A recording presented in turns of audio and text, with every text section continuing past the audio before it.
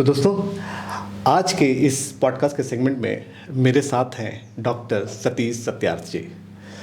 सत्यार्थ जी, आपका बहुत बहुत स्वागत है सांवले शब्द के इस मंच पे। बहुत बहुत शुक्रिया। मैं वाकई बेहद शुक्रगुजार हूँ आपका कि आपने मुझे इनवाइट किया जी। एक बार फिर से आपका बहुत शुक्रिया। थोड़ा जो है अपने बारे में बताइए कि शायरी या राइटिंग की फील्ड में आप किस तरीके से आपका आगमन हुआ? ज़रूर ज़रूर। देखिए, शायरी 2009 के आसपास मैं थोड़ा बहुत समझने लगा था कि एक्चुअल में शायरी है क्या। और जहाँ तक मैं महसूस करता हूँ, शायरी मेरी नज़र में ये है कि जब आप अपने तो ठीक है, बट जब दूसरों के दुख दर्द को आप समझने लगते हैं जी, तब कहीं ना कहीं आपके अंदर वो एक शायर जन्म लेता है। तो मेरे साथ भी यही रहा और मैं जगजीत सिंह साहब को बहुत सुनता था। तो उनको सुनते हुए भी मैं बहुत ज़्यादा गज़लों की तरफ मेरा झुकाव हुआ। और 2017 के आसपास मैं शायरी की तरफ एक्चुअल में आया, जहाँ मैंने अपनी पहली गज़ल कही 2017 के आसपास। अच्छा। तो जैसे मान के चलिए, अगर मैं शायरी की बात करता हूँ, मैं बहुत से जो राइटर हैं, शायर हैं, पोएट हैं, जो कविता करते हैं, सबसे ये पूछा है, मुझे ऐसा फील होता है कि शायरी की जो लैंग्वेज है, भाषा है, वो थोड़ा सरल और हो जाए। तो जितनी शायरी अभी तक हो के आई है, आपकी हो या बहुत बड़े बड़े शायर हैं, वो लोगों तक जल्दी पहुँचेगी। इसमें आपकी क्या राय? मैं बिल्कुल आपकी बात से एग्री करता हूँ। देखिए, ज़बान की जो शायरी होती है जी, वो ऑब्वियस है कि जो ऑडियंस है उससे ज़्यादा रिलेट कर पाती है, क्योंकि वो उसके आम बोलचाल की भाषा है। जी जी। तो जब उसी ज़बान में शायरी हो रही होती है तो उसे वो ईज़िली कनेक्ट कर पाता है और उसे बिल्कुल ऑन द स्पॉट समझ में आता है, यार ये तो मेरी बात हो गई। जी। तो ये बिल्कुल ठीक है, आप ठीक बोल रहे हैं कि ज़बान की शायरी मेरे ख़्याल में एक मास ऑडियंस तक पहुंचती है। ये बिल्कुल मेरा भी यही मानना है।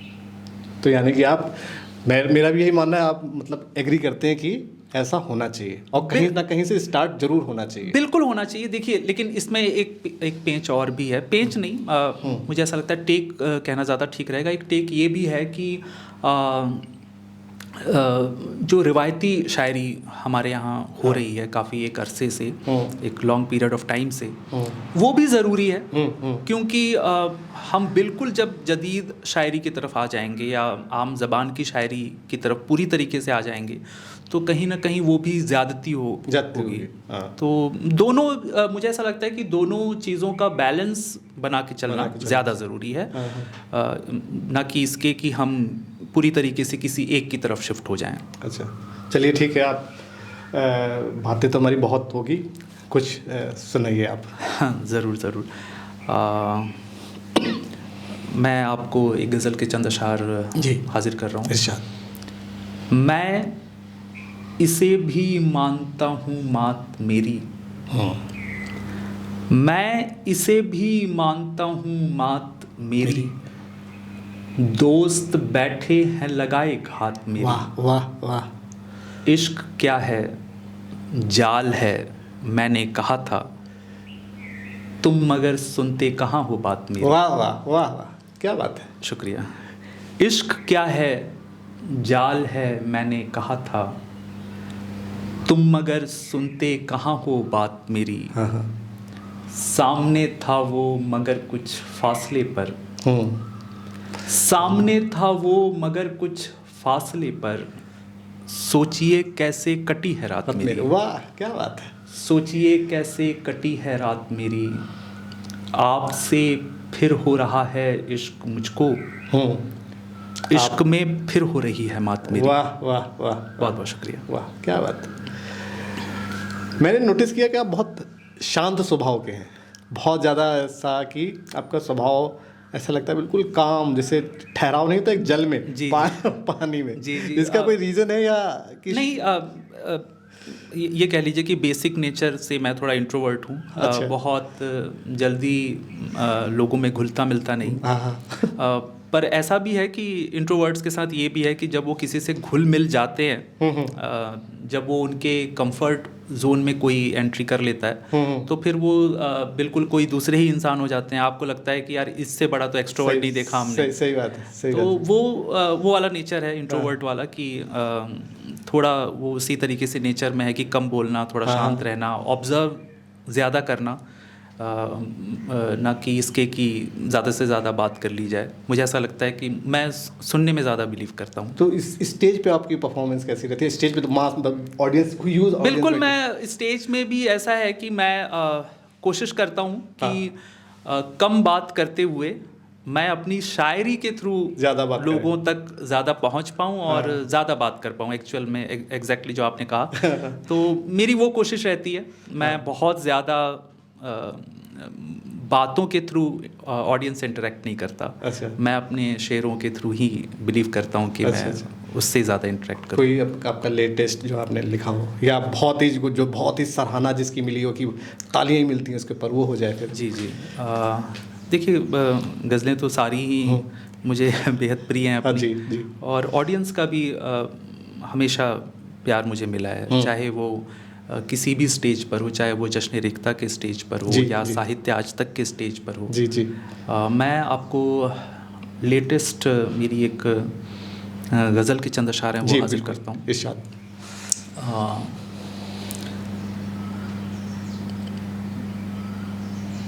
खुद से तुमको फुर्सत कब है, क्या समझोगे, बस कहते रहते हो दुख मेरा समझोगे।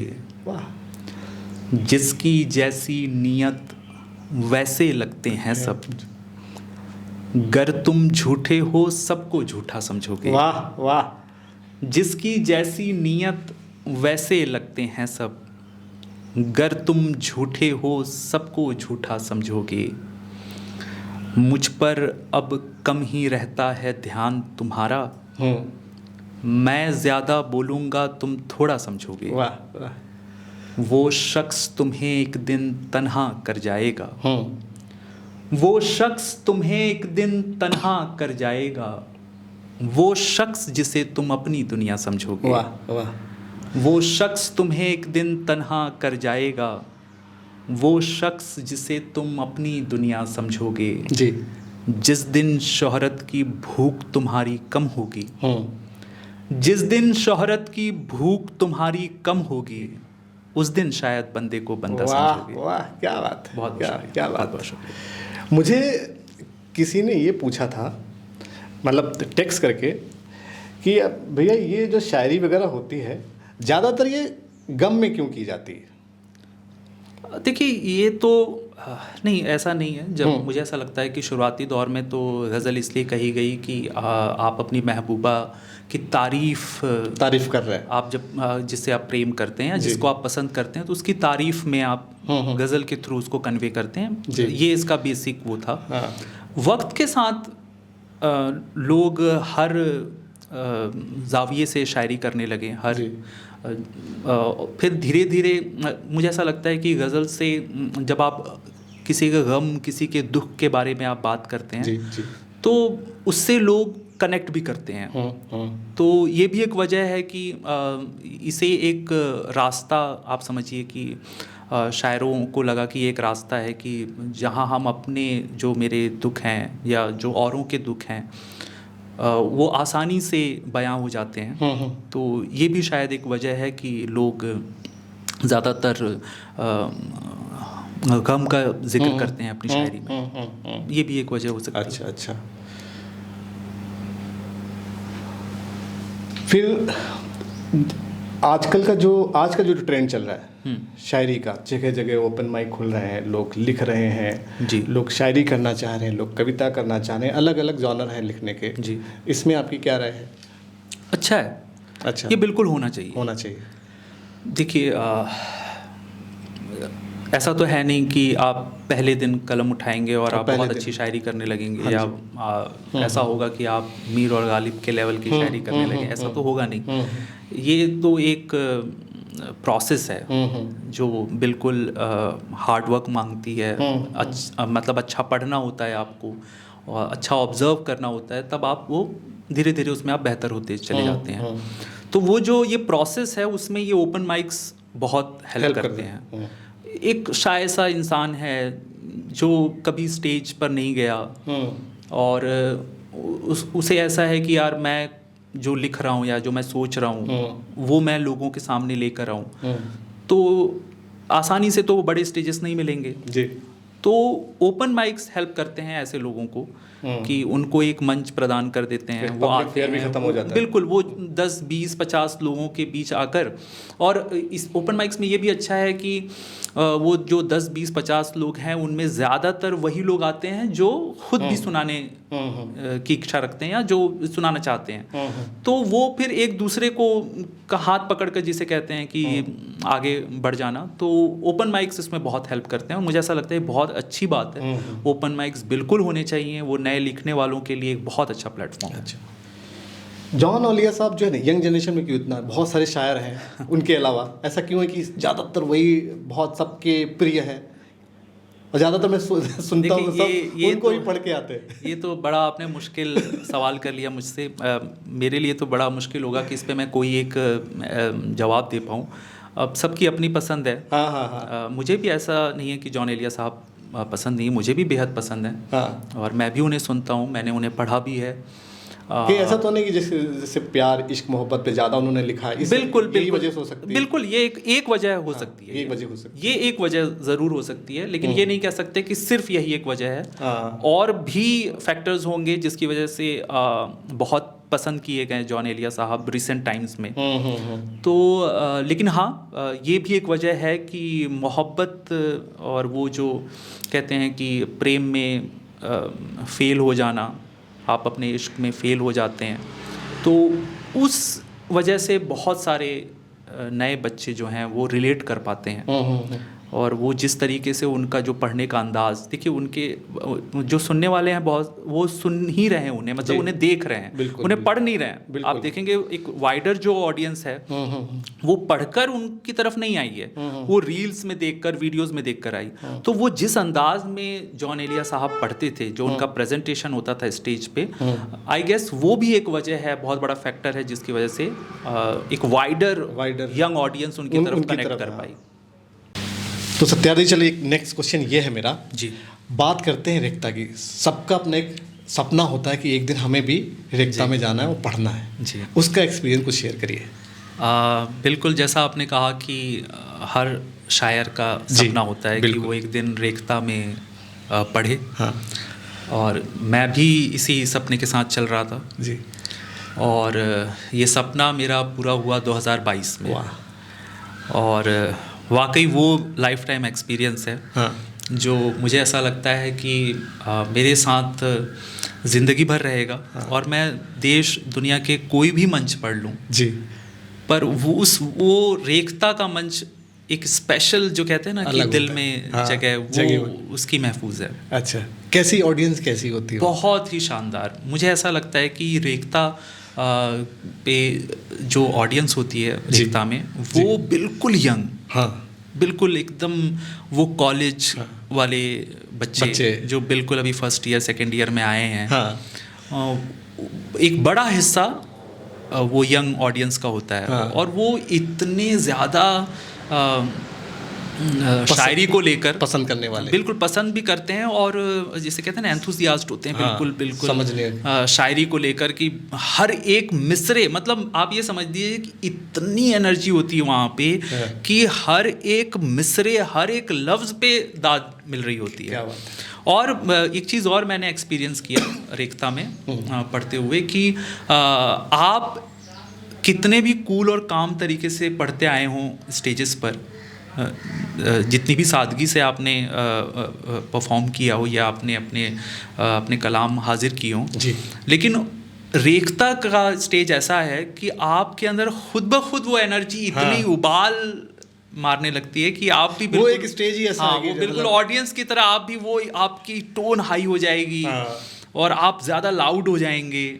तो ये मेरे साथ भी हुआ।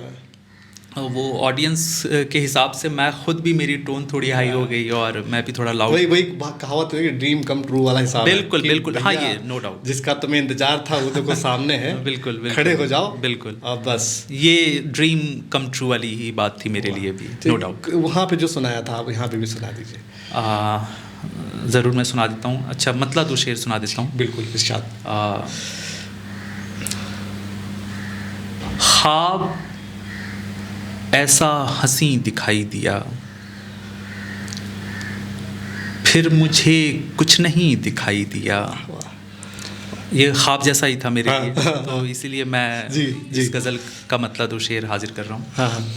कि ख्वाब ऐसा हंसी दिखाई दिया, फिर मुझे कुछ नहीं दिखाई दिया, वरना बेकार थी मेरी आँखें, वरना बेकार थी मेरी आँखें, शुक्र है तू कहीं दिखाई दिया। वाह, क्या बात है। शुक्र है तू कहीं दिखाई दिया, सब दिखाई दिया उसे लेकिन, सब दिखाई दिया उसे लेकिन, एक मैं ही नहीं दिखाई दिया। वाह वाह वाह वाह, बहुत बहुत बढ़िया, बहुत बहुत शुक्रिया। और हो जाए, आज हम आपको छोड़ेंगे नहीं। अरे बिल्कुल बिल्कुल। अच्छा, मतलब 2 शेर और हाजिर कर देता हूँ कि हम नए ज़ाविये बनाते हैं, आपके वास्ते बनाते हैं, तेरी आँखों से देखते हैं लोग, तेरी आँखों से देखते हैं लोग, तेरे लब जायके बनाते हैं। वाह वाह वाह वाह।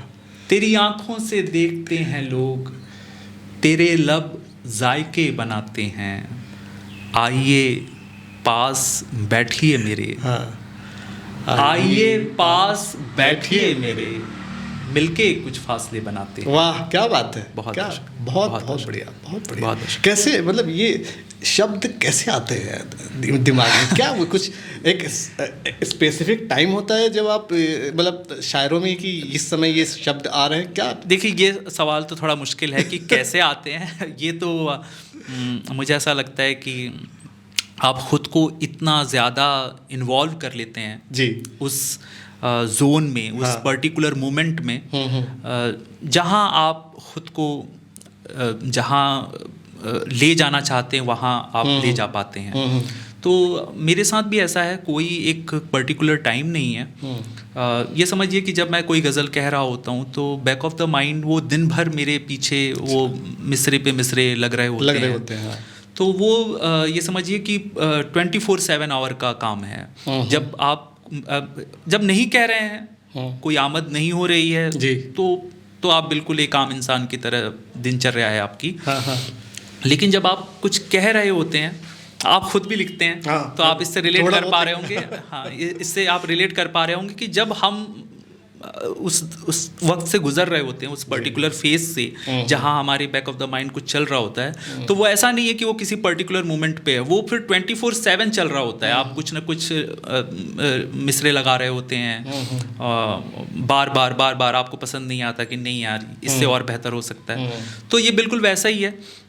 मैं अपने आप को बहुत खुशनसीब मानता हूँ कि वो चीज़ मुझे अता हुई है कि मैं खुद को, अच्छा एक चीज़ और है कि मैं खुद का, जैसे मैं किस फेज़ में हूँ या मैं किस मोमेंट में हूँ, उसे लिखने की बजाय मैं वो ज़्यादा लिखता हूँ कि दूसरे किस तरीके से अपने गम से जूझ रहे हैं या क्या प्रॉब्लम्स फेस कर रहे हैं। दूसरों के दुख दर्द पर लिखना मुझे ज़्यादा अच्छा लगता है, और मैं खुद को वहाँ पर रख पाता हूँ। मैं महसूस कर पाता हूँ कि यार उस फेज से अगर कोई गुजर रहा है तो उसके जहन में क्या चल रहा है, वो क्या प्रॉब्लम्स, वो क्या उसका स्टेट ऑफ माइंड है। तो वो मेरे साथ है कि मैं वहाँ खुद को ले जा पाता हूँ, और फिर उसके बाद शेर होते हैं मेरे। बस यही है। कम लफ्ज़ों में डेंटिस्ट से शायर तक का सफ़र, आप खूबसूरत भी हैं, हैंडसम भी हैं, जी शुक्रिया। शायरी भी है और डेंटिस्ट भी हैं। बहुत तो सोचो कोई अगर लड़की आती है जी। तो कैसे क्या करेंगे आप? इलाज पहले करेंगे दांतों का या फिर नहीं, मैं पहले उसे कंफर्ट करूंगा शायरी से। शायरी से? अच्छा। मैं पहले उसे अपने कुछ अशार सुनाऊंगा जी। उसे कंफर्टेबल करूंगा और फिर उसके बाद जो ट्रीटमेंट की ज़रूरत होगी वो ट्रीट करूंगा। तो अभी डेंटिस्ट का आपका ये प्रोफेशन है? फिलहाल मैं प्रैक्टिस नहीं कर रहा हूँ। अच्छा। एक लंबे वक्त तक मैंने प्रैक्टिस की जी। बट फिर मैं, जैसा कि मैंने बताया आपको शुरुआत में ही कि मेरा फैमिली बिजनेस भी है। हाँ। तो मैं उस तरफ ज़्यादा इन्वॉल्व हो गया। अच्छा, तो धीरे धीरे जिसे कहते हैं कि दो नाव पर आप पाँव रख कर नहीं चल सकते। हाँ। तो वही मेरे साथ भी हुआ। एक वक्त आने के बाद मुझे ये रियलाइज़ हुआ कि मैं ना तो डेंटिस्ट्री को सही तरीके से वक्त दे पा रहा हूँ, ना मैं अपने बिजनेस को। तो फिर मुझे लगा कि मुझे अपने बिजनेस की तरफ जाना चाहिए।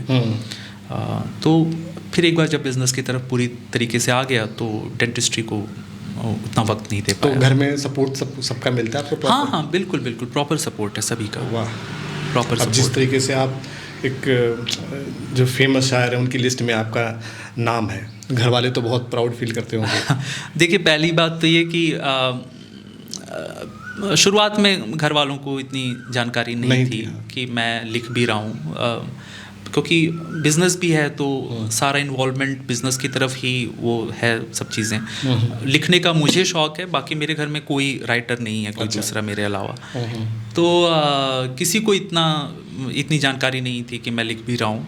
बट हाँ, अब धीरे धीरे जब वो आप पढ़ते हैं, वो फ़ोटोज़ आते हैं, वो वीडियोज़ आते हैं और वो जब सोशल मीडिया पे वो देखते हैं, तब उन्हें उनके साथ साथ और भी जो रिश्तेदार दोस्त यार हैं उन्हें पता चलता है कि यार ये तो बहुत अच्छा कर रहा है राइटिंग के फील्ड में।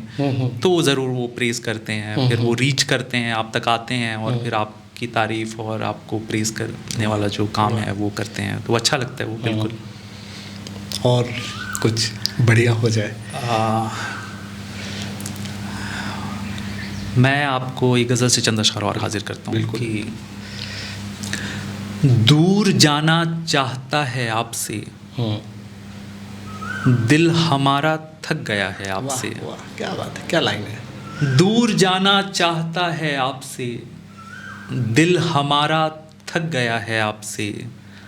आप खुद को दोस्त कहते हैं मेरा, आप खुद को दोस्त कहते हैं मेरा, मेरा दुश्मन भी भला है आपसे। वाह वाह वाह, क्या मेरा दुश्मन भी भला है आपसे। खून से सींचा जिसे वो पेड़ भी, खून से सींचा जिसे वो पेड़ भी, पूछता है क्या मिला है आपसे। वाह वाह, बहुत बढ़िया। पूछता है क्या मिला है आपसे, चोरी उस पर सीना जोरी आपकी, चोरी उस पर सीना जोरी आपकी, ये हुनर भी सीखना है आपसे। वाह, बहुत बहुत शुक्रिया। बहुत बहुत खूबसूरत, बहुत खूबसूरत। बहुत बहुत शुक्रिया। आगे आप क्या आप सोचते हैं आगे आपको, और क्या इसको लेके कहाँ तक जाने का इरादा है? आगे देखिए, ऐसा है कि मैं अभी एंजॉय कर रहा हूँ अपना सफ़र जी। जो मंच मिल रहे हैं, जो स्टेजेस मिल रहे हैं, जैसे कि अभी रिसेंट मैं IIT खड़गपुर में परफॉर्म करके आया जी। तो वो एक मेरे लिए बहुत बड़ा एक्सपीरियंस था। हाँ। क्योंकि मुझे याद है कि जब मैं प्री मेडिकल टेस्ट की तैयारी कर रहा था तो मेरे साथ के और जो मेरे दोस्त यार थे जो IIT की प्रिपरेशन कर रहे थे, तो वो एक ख्वाब देख रहे थे कि एक दिन IIT कॉलेज में पढ़ना है। तो उनमें से कुछ लोगों के वो ख्वाब पूरे भी हुए हैं, कुछ लोगों के नहीं हुए। तो जब इस बार मैं IIT में परफॉर्म कर रहा था और वो सभी हेड ऑफ डिपार्टमेंट के प्रोफेसर्स वगैरह से जब मिलना हुआ, तो वो मैं फील कर पा रहा था यार कि ये कितनी बड़ी चीज़ है। जहाँ कभी मेरे दोस्त पढ़ना चाहते थे, आज वहाँ मैं परफॉर्म कर रहा हूँ उन्हीं स्टूडेंट्स के बीच। हाँ। तो एक बहुत बड़ा एक्सपीरियंस था। और बिल्कुल मैं यही मैं उम्मीद करूँगा कि आने वाले वक्त में भी मैं ज़्यादा से ज़्यादा अच्छे मंचों पर परफॉर्म करूँ। और साथ ही एक चीज़ और मैं आपको शेयर करता हूँ कि मेरी कोशिश है कि मैं सॉन्ग राइटर के तौर पर, एक लिरिसिस्ट के तौर पर मेरा यही मानना था कि बहुत से लोग ऐसे आते हैं, बोलते हैं कि मैं चाहता हूँ कि मैं चाहती हूँ या चाहता हूँ फिल्मों में गाने लिखूं। बिल्कुल बिल्कुल बिल्कुल। ये अच्छा है, हाँ, मतलब अच्छा है। आप अपने लिए और दरवाजे खोल रहे हैं, ये ऐसा है। बिल्कुल बिल्कुल। शायरी आप कर रहे हैं, अगर उसके साथ साथ आपको लगता है कि आपके पास वो कैब है, आपके पास उतनी कैपेबिलिटी है कि आप सॉन्ग्स भी लिख सकें फिल्मों में या एल्बम्स में, तो आई गेस ये करना भी चाहिए। अभी एक मोस्ट प्रोबेबली मेरा एक सॉन्ग आने वाला है, अच्छा। मई एंड में हो सकता है वो रिलीज़ हो जाए। उसकी वीडियो रिकॉर्डिंग हो चुकी है, सॉन्ग रिकॉर्डिंग हो चुकी है। अंतरा मित्रा जी जो सिंगर हैं, उन्होंने उस सॉन्ग को गाया है, मैंने लिरिक्स लिखा है, और वो जैम 80 स्टूडियो मुंबई में रिकॉर्ड हुआ। अच्छा। अभी रिसेंट ही मैं रिकॉर्ड करके आया उसे, मतलब मैं वहाँ मौजूद था जब अंतरा मित्रा जी रिकॉर्ड कर रही थी। तो अभी देखिए, बहुत बधाई हो आपको। अरे बहुत बहुत शुक्रिया आपका। तो अभी उसका इंतज़ार है, और आगे भी यही मेरी कोशिश रहेगी कि मैं मंचों के साथ साथ इस तरफ भी कुछ अपना। कितना फ़र्क होता है एक सॉन्ग राइटर में और एक शायर में? देखिए, सॉन्ग जब आप लिख रहे होते हैं, जब लिरिक्स लिख रहे होते हैं, तो उसमें ऑलरेडी आपको एक सिनेरियो, एक बैकग्राउंड दिया जाता है। अच्छा। कि आपको किस उसमें लिखना है, ये सेटिंग है, ये कैरेक्टर्स हैं, ये मोमेंट, exactly. ये सिचुएशन है, ये सिचुएशन है। एग्जैक्टली वो आपने सही वर्ड का इस्तेमाल किया कि ये सिचुएशन है। हाँ हाँ। हम एक सिचुएशन के हिसाब से गाना लिखना होता है, लिरिक्स लिखना होता है। बिल्कुल। बट जब आप गज़ल कह रहे होते हैं या नज़्म कह रहे होते हैं, तो वो आपका अपना टेक होता है। नज़्म आप किसी एक टॉपिक पे आप अपने हिसाब से उसको, जो आपको सही लगता है, आप वो कहते हैं। और गज़ल में तो ये है कि बिल्कुल फ्री हैंड है, आप हर एक शेर आपका इंडिविजुअल है, एक शेर का दूसरे शेर से कोई लेना देना नहीं है। तो ये जो कुछ फ़ायदे हैं गज़ल कहते हुए, तो वो सॉन्ग्स में आपको आज़ादी नहीं मिलती। आपको एक पर्टिकुलर सिचुएशन पे ही आपको लिखना होता है। वो थोड़ा मेरे ख्याल से टफ पड़ता होगा शुरुआती दौर पे। हाँ, शुरुआती तौर पे देखा जाए तो आज़ाद थे, आज़ाद से हाँ बिल्कुल बिल्कुल आपको एक सिचुएशन में एक सांचे में बांध दिया गया कि भाई इसी में रहते हुए आपको वो लिखना है। हाँ। आप उसके बाहर नहीं जा सकते। अगर आप उसके बाहर जा रहे हैं तो फिर वो सॉन्ग का जो डिमांड है वो आप फिर पूरा नहीं कर रहे हैं। बिल्कुल बिल्कुल। थोड़ा पर्सनल क्वेश्चन करें आप? ज़रूर।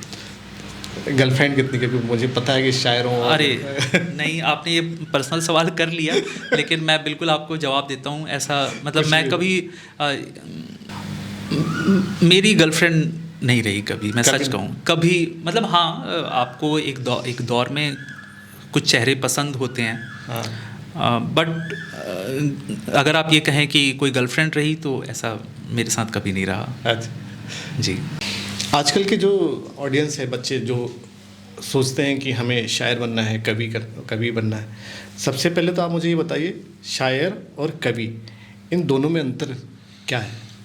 लैंग्वेज बेस्ड है या नहीं लैंग्वेज बेस्ड तो नहीं कहूँगा मैं। वो तो ठीक नहीं रहेगा।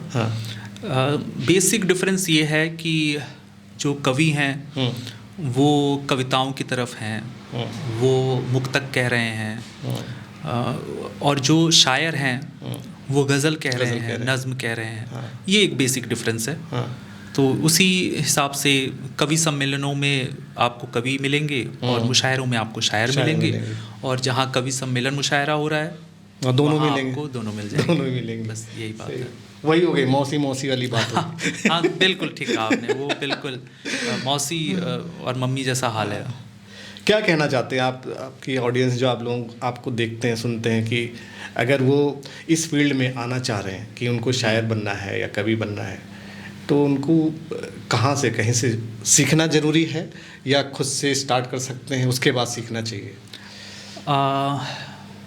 देखिए, जो नए लिखने वाले हैं या जो इस फील्ड में आना चाहते हैं, जो शायरी करना चाहते हैं, पहली चीज़ तो ये है कि उन्हें अच्छा पढ़ना होगा, अच्छा सुनना होगा। एक चीज़ और, ये मेरा अपना नज़रिया हो सकता है, लेकिन मुझे ऐसा लगता है कि पढ़ने से ज़्यादा पहले या ज़रूरी ये है कि वो सुने। क्योंकि अभी रील्स वगैरह का ज़माना है, इंटरनेट का ज़माना है, आप देख रहे हैं कि सब कुछ अवेलेबल है बहुत ईजीली, सब कुछ अवेलेबल है। तो आप अगर नए लिखने वाले हैं, आप नए इस तरफ आ रहे हैं, तो पहले आप जो ईजिली अवेलेबल चीज़ हैं उसका फ़ायदा उठाइए, आप खूब सुनिए। मतलब मैं उसमें भी ये सुनिए जो अच्छा है, जैसे जो हमारे गुजरे हुए अच्छे शायर हैं या जो आज की डेट के कुछ अच्छे नाम हैं, उनको आप रील्स पे सुनिए, उनको समझिए, आप उसको उनके शेर इंटरप्रेट करिए कि वो क्या कहना चाह रहे हैं, उसके पीछे का क्या थॉट हो सकता है। तो जब आप सुनते हैं और अपने लेवल पे उसको इंटरप्रेट करते हैं तो कहीं ना कहीं आप और ओपन हो रहे होते हैं कि अगर ये ऐसा हो के ऐसा हो जाए। एग्जैक्टली तो आपके लिए थोड़ा आसान हो जाता है जब आप उसे पढ़ने की तरफ जाते हैं। तो जब आप पहले सुनिए, अच्छा सुनिए, खूब सुनिए, और फिर उसके बाद आप पढ़ने की तरफ आइए। और पढ़ने का मेरा मतलब ये है कि आप सीधे गालिब और मीर की तरफ मत जाएं, क्योंकि उनकी ज़बान अलग है, वो बहुत टफ ज़बान है। तो जब आप शुरुआत में उनकी तरफ जाएंगे तो आपका जितना भी इंटरेस्ट पैदा हुआ था वो पूरी तरीके से ख़त्म हो जाएगा। तो आप शुरुआत करें जो आसान ज़बान के शायर हैं, जैसे कि जिन्हें मैंने शुरुआती दौर में सुना पढ़ा, जैसे निदा फाजली साहब, बशीर बदर साहब, या अहमद फराज, साहिर लुधियानवी, और भी ऐसे बहुत तमाम नाम हैं। आप उन्हें पढ़िए। जब आप उन्हें पढ़ रहे होते हैं तो आप उनके शेर समझ भी पाते हैं, उसको अपने हिसाब से इंटरप्रेट कर पाते हैं। तो जब यहाँ आप थोड़े और उस प्रोसेस में आगे बढ़ जाएं, तब आप उनकी तरफ जाएं जहाँ मीर और गालिब को आप पढ़ें। तो समरी ऑफ द स्टोरी ये है कि आप अच्छा सुनिए, अच्छा पढ़िए, और उसके साथ साथ अच्छा कहने की कोशिश कीजिए। तो एक प्रोसेस है, उस प्रोसेस से गुजरना होता है, और मैं यही कहूँगा कि ये चाहूँगा भी कि नए लिखने वाले उस प्रोसेस से गुजरें। जब उस प्रोसेस से वो गुजरते हैं तो एक अच्छी तैयारी के साथ वो उस फील्ड में आगे आ रहे होते हैं। सही है। मेरा मानना ये है कि मैं बहुत से जो है इवेंट, मुशायरे हों, कभी सम्मेलन हो, ओपन माइक हो, ओपन माइक तो खैर अटेंड करते ही हैं। जो बड़े बड़े शायर हैं, जब ज़बान की, आपने भाषा की बात करी कि अगर टफ भाषा है तो क्यों नहीं इसको आप पढ़िए, आपने शेर कहिए, मिसरे कहिए, सब कुछ कहिए, क्यों नहीं आप इसे बीच में स्टोरी टेलिंग करें, तो आप ज़्यादा कनेक्ट कर पाएंगे ऑडियंस। हाँ बिल्कुल, ये आपका अच्छा नज़रिया है, और ऐसा किया जा सकता है। ये एक नया, जैसे कहते हैं इवोल्यूशन हर जगह होना चाहिए। तो यहाँ भी अगर हम इस तरीके से इवॉल्व करते हैं कि अपने शेर पढ़ते हुए हम उसके पीछे का बैकग्राउंड या क्या हमारा थॉट था, या हम जिस प्रोसेस से हम गुजरे थे उस शेर को कहते हुए, उस प्रोसेस के साथ आप अपने ऑडियंस को रूबरू कर रहे हैं, और फिर उसके बाद अपना शेर पढ़ रहे हैं, तो बिल्कुल ठीक कहा आपने कि तब ऑडियंस ज़्यादा रिलेट कर पाती है और वो समझ पाती है आपके शेर की थ्योरी को।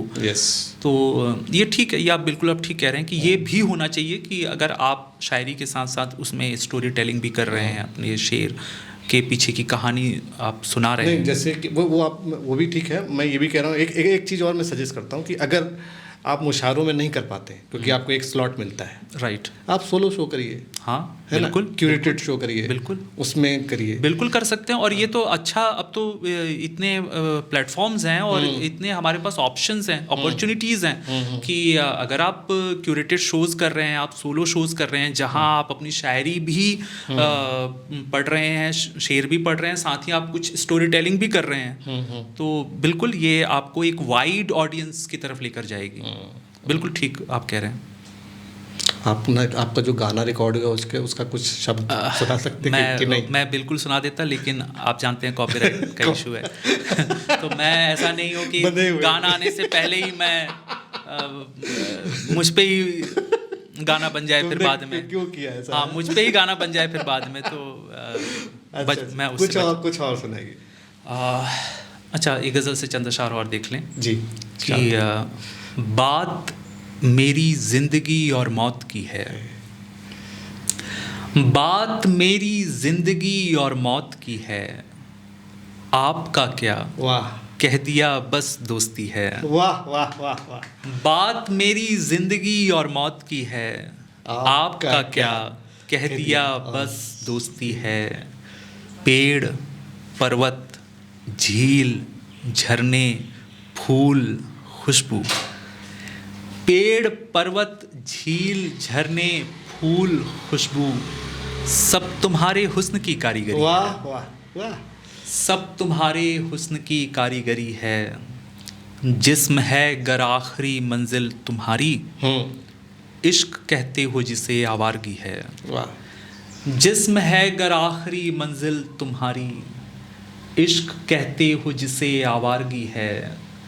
पहले भी हम दिल किसी को दे चुके हैं, पहले भी हम कह चुके हैं आखिरी है। वाह वाह वाह। बहुत बहुत शुक्रिया। बहुत बहुत बहुत खूबसूरत, बहुत खूबसूरत। बहुत शुक्रिया। ये पब्लिश हो चुकी हैं लाइनें वगैरह क्या? हाँ बिल्कुल, मैं स्टेज पे पढ़ चुका हूँ ये अच्छा, गज़लें, और बिल्कुल बहुत प्यार मिलता है ये सब पढ़ते हुए। एक पब्लिश्ड शायर में जिसकी बुक छप चुकी है जी, और जिसकी नहीं छपी, उसमें क्या अंतर होता है? देखिए कुछ ऐसा बहुत ख़ास अंतर तो नहीं है, बस वही है कि ये मुझे published- ऐसा लगता है कि शायद पब्लिश्ड होने के बाद थोड़ा सा और इज्जत ज़्यादा मिलने लगती है, ऐसा है क्या? नहीं ऐसा मुझे नहीं लगता। हो सकता है लगता भी हो लोगों को ऐसा, बट मुझे ऐसा नहीं लगता। हाँ ठीक है, एक टैग तो लग ही जाता है कि ये पब्लिश्ड शायर है, ये टैग ज़रूर लग जाता है, बट मुझे नहीं लगता कि और बहुत मैं ज़्यादा ये भी सोचता हूँ कि देखिए आर्ट जो है ना अब टेक्नोलॉजी के साथ साथ चल रही है, ठीक है, तो लिटरेचर, शायरी, कविताएं, ये सब कुछ चलना चाहिए।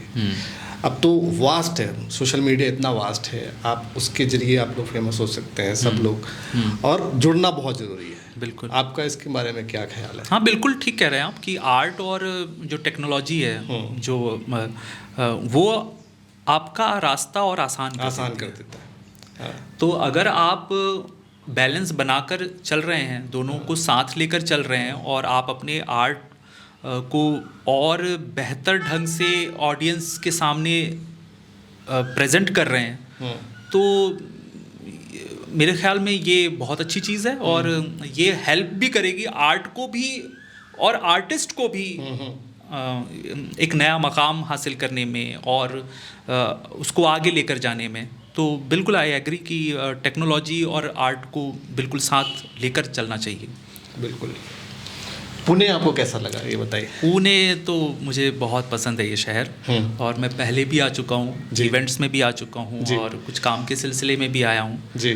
तो मुझे ये शहर बहुत पसंद है, और अब मुझे ऐसा लगता है कि हम और मेरे दिल के करीब हो जाएगा और इस पॉडकास्ट के बाद।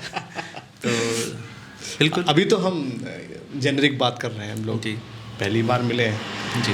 कभी जब नेक्स्ट कभी करेंगे किसी एक टॉपिक को चूज़ करके करेंगे ज़रूर क्योंकि पॉडकास्ट तो एक ऐसी चीज़ है, अगर आप बात करने बैठे तो बातें तो ख़त्म होती नहीं है। बिल्कुल। और मैंने तो आपको बहुत देखा भी है, सुना भी है आपको सोशल मीडिया पे जी। तो मैं बिल्कुल कहूँगा कि आप बहुत अच्छा काम कर रहे हैं। बहुत बहुत शुक्रिया। और जो आपकी पकड़ है जी, चाहे वो टॉपिक्स पे हो चाहे ज़बान पे हो, जी, वो वाकई काबिल तारीफ़ है। जी। तो मैं तो आपको बेस्ट विशेस दूंगा कि आप ऐसे ही बस बहुत अच्छा करते रहें। आप लोग साथ देते रहिए, हम बिल्कुल जुड़ते रहेंगे, दिल ऐसे ही हमारे जुड़े रहेंगे। बिल्कुल बिल्कुल बिल्कुल। तो सत्यार जी, तो देखिए हमने वैसे ही पहले भी बोला कि अगर हम बात करते रहेंगे तो ये बात कभी ख़त्म नहीं होगी, कैमरे की बैटरी ज़रूर ख़त्म हो जाएगी। जी जी। तो जाते जाते आप अपनी ऑडियंस को, अपने सुनने वालों को कुछ सुना दीजिए, और उनके लिए कुछ ऐसा संदेश, मैसेज अगर देना चाहते हैं तो। ज़रूर ज़रूर। मैं एक नज़्म पढ़ देता हूँ। बिल्कुल। नज़्म का उन्वान है नया साल। जी।